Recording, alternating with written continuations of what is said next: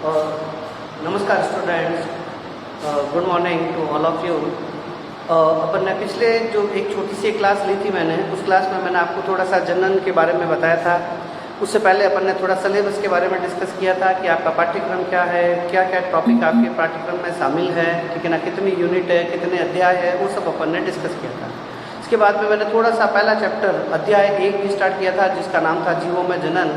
और उसमें मैंने आपको 2 चीज़ें बताई थी। एक तो जनन की परिभाषा बताई थी कि जनन क्या होता है, ठीक है ना। एक बार मैं वापस से रिवाइंड करता हूँ।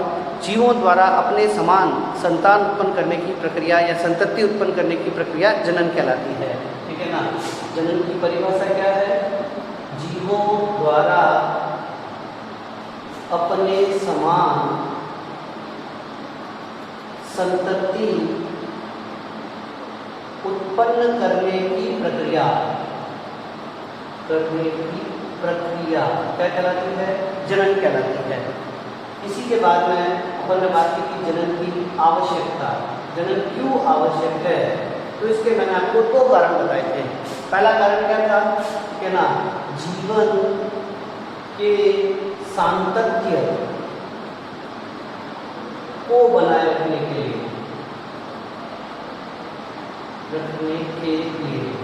और दूसरा कारण क्या है? जाति के अस्तित्व को बनाए रखने के लिए।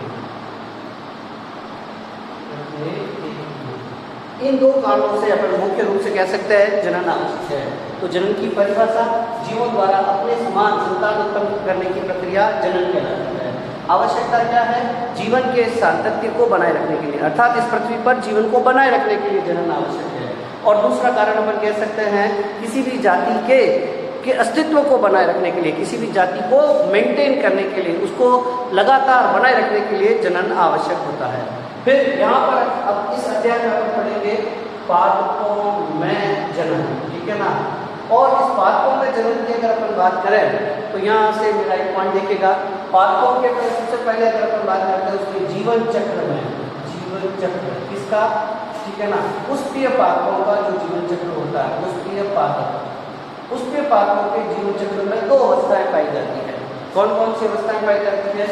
एक अवस्था होती है उसको अपन कहते हैं बीजाणुरहित अवस्था, और दूसरी होती है युग्मकोद्भिद अवस्था। पुष्पीय पादपों के जीवन चक्र में 2 स्पष्ट अवस्थाएं पाई जाती हैं। एक अवस्था कहलाती है बीजाणुरहित अवस्था और दूसरी अवस्था कहलाती है युग्मकोद्भिद अवस्था। ये दोनों अवस्थाएं एक दूसरे के एकांतर में आती है। एक बार बीजाणुरहित आई तो उसके बाद में युग्मकोद्भिद आएगी, युग्मकोद्भिद के बाद में वापस बीजाणुरहित, बीजाणुरहित के बाद में वापस युग्मकोद्भिद। तो इस प्रकार से युग्मकोद्भिद और बीजाणुरहित एक दूसरे के एकांतर में पाई जाती है, और इसी को अपन कहते हैं पीढ़ी एकांतरण, अल्टरेशन ऑफ जनरेशन या पीढ़ी एकांतरण के नाम से जाना जाता है। अब समझिए बीजाणुरहित अवस्था, यह मुख्य अवस्था है, मुख्य अवस्था है। और इस मुख्य अवस्था में जो पादप है, ठीक है ना, ये पादप ये 3 भागों जड़, तना और पत्ती में विभक्त होता है। तो मुख्य पादप या मुख्य अवस्था होती है जिसमें जो पादप है जड़, तना और पत्तियों में विभक्त होता है। ये अवस्था दीर्घजीवी होती है, ठीक है ना। दीर्घजीवी का मतलब काफी लंबे समय तक ये जो अवस्था जीवित रहती है, और गुणिता के आधार पर, गुणसूत्रों की संख्या के आधार पर जो है ये अवस्था द्विगुणित,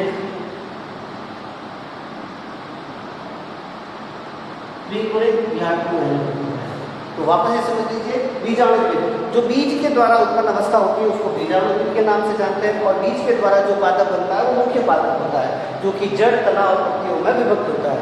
दीर्घजीवी होता है, यानी कि लंबे समय तक ये पादप जीवित रहता है, और गुणसूत्रों की संख्या के आधार पर ये पादप द्विगुणित होता है। इसी पर निर्भर दूसरी अवस्था होती है जिसको अपन युग्मकोद्भिद कहते हैं, यानी कि युग्मक के द्वारा जो अवस्था उत्पन्न होती है उसको युग्मकोद्भिद अवस्था कहलाती है। ये अवस्था अल्पजीवी होती है, ठीक है ना। अल्पजीवी और हासित टाइप की होती है। हासित का मतलब है कुछ समय तक ही जीवित रहती है, उसके बाद समाप्त हो जाती है। तो अल्पजीवी और हासित प्रकार की होती है, ठीक है ना। ये मुख्य पादप पर निर्भर रहता है, मुख्य पादप परनिर्भर। ये अवस्था जो है इंडिपेंडेंटली होती, स्वतंत्र रूप से नहीं पाई जाती है, ये इस मुख्य पादप पर निर्भर रहती है। इसी प्रकार से जैसे यहाँ पर ये द्विगुणित होती है तो उसके स्थान पर ये अगुणित यानी कि n प्रकार की होती है, मतलब इसमें गुणसूत्रों की संख्या मात्र पादप से आधी होती है। तो इस प्रकार से जो है ये युग्मकोद्भिद अवस्था होती है। एक बार मैं समराइज फॉर्म में संक्षेप में इस पूरे अभी तक जो अपन ने पढ़ा उसको मैं रिवाइंड कर रहा हूँ। सबसे पहले अपन ने देखा जनन की परिभाषा, जीवों द्वारा अपने समान संतान उत्पन्न करने की प्रक्रिया जनन कहलाती है। क्यों आवश्यक होता है? जीवन के सातत्य को बनाए रखने के लिए और जाति के अस्तित्व को बनाए रखने के लिए। फिर अगर हम पादपों में जनन की बात करें तो पुष्पीय पादपों में जो है जीवन चक्र में दो अवस्थाएं पाई जाती है और ये दोनों अवस्थाएं एक दूसरे के एकांतर में आती है। इसी को अपन पीढ़ी एकांतर के नाम से जानते हैं। इस पीढ़ी एकांतर में दो अवस्थाओं में पहली अवस्था बीजाणुद्भिद अवस्था कहलाती है और दूसरी अवस्था युग्मकोद्भिद अवस्था कहलाती है। बीजाणुद्भिद अवस्था जो बीज के द्वारा अंकुरण के बाद उत्पन्न होती है उसको बीजाणुद्भिद अवस्था कहते हैं। इसमें जो पादप होता है वो जड़, तना और पत्तियों में विभक्त होता है। ये दीर्घजीवी लंबे समय तक जीवित रहता है और गुणसूत्रों की संख्या के आधार पर ये द्विगुणित होता है। इस पर निर्भर एक दूसरी अवस्था होती है जिसको युग्मकोद्भिद कहते हैं, जो अल्पजीवी और हासित प्रकार की होती है, ठीक है ना, और ये अगुणित होती है, अर्थात इसमें गुणसूत्रों की संख्या मुख्य पादप के जो है मुख्य पादप से आधी होती है या जो है अगुणित n होती है। तो इस प्रकार से ये पीढ़ी एकांतरण पाया जाता है।